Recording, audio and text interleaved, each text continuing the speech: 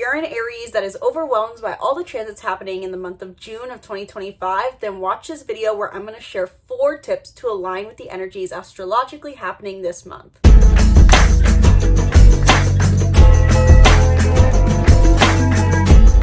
Hello Aries, welcome back to the channel. I'm Isabel, your spiritual rebel friend, and today we are talking about 4 tips for you to utilize the energy of June to your benefit and align with the energies that are already present so that you can live a life that is aligned with ease and manifest with more ease and feel aligned with your purpose. I'm going to make this video quick and simple because I already covered in my other video all the details of the transits that are happening in June. This is meant to just be your practical, simplified guide to what to keep in mind this month based off of your unique sign. So if you are an Aries sun, moon, or rising, these following 4 tips are meant for you. And of course, if you like these tips, be sure to book a reading down in the description box below.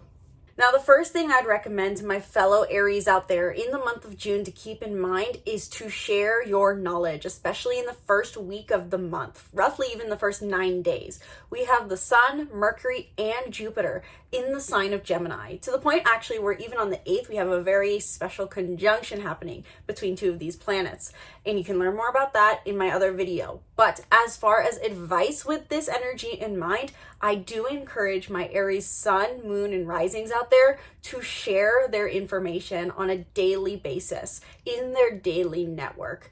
Meaning that if you have a strong digital presence on some form of social media platform, make sure you are sharing your information, your knowledge, your thoughts on a daily basis on this platform. If you do not have a strong social media presence, I encourage you to open up conversations everywhere you go, with the barista, with your neighbor. The more you open yourself up to dialogue, the more powerful, purposeful work you can do as an Aries by sharing your knowledge and aligning with this Gemini energy that calls you to be a messenger. And you can gain great reward both materialistically and spiritually for doing so. And again, not only is the Gemini energy all about sharing, but I do also recommend to my Aries out there in the first 9 days of the month to really just ask.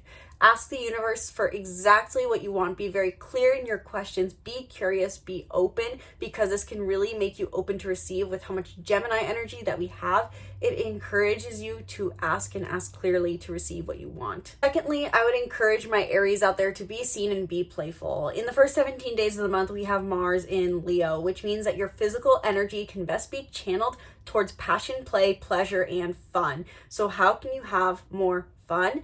And how can you be more seen? Leo has a lot to do with being seen. I would encourage my Aries out there to emphasize being seen in playful ways and being seen for their passion in the first 17 days of the month. If you're looking to make a career breakthrough or a breakthrough in romance, share your passions. Be seen for your passions. Be seen for your passionate, courageous nature. 3, ask yourself, how can I expand upon my emotional nurturance within my home and family? Jupiter's entering Cancer, which is a massively big deal. And with this transit in mind, the month of June is really painting a picture for you that is all about your emotional support and how you find emotional support at home, in the place you live, and with those you live with. So finding and cultivating emotional support within yourself is extremely important this month. So ask yourself, how could you expand your capacity to receive emotional support?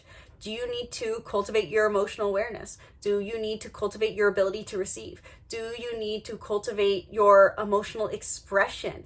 What needs to be expanded in order to expand your emotional fulfillment at home? Allowing yourself to soften at home, to express your emotions, and to practice emotional awareness can be very, very powerful for all Aries this month, especially in their home life. And finally, number 4, make sure you're balancing in the month of June your relationship with your home and family and your independence. It's likely that, especially in the second half of the month, between the 15th and the 18th, that you're going to feel a bit of tension between your relationship to independence, authenticity, boldly walking your own path, and your relationship with being supported. And it can feel like you're really conflicted between attaching versus being hyper independent.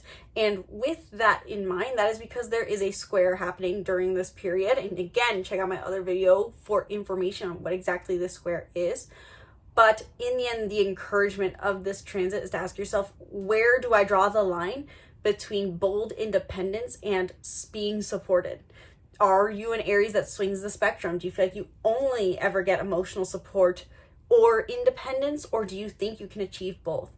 This month is really great for contemplating how both of these can fit into your life through maintaining discipline to stay who you are and yet opening yourself up to receive emotional support.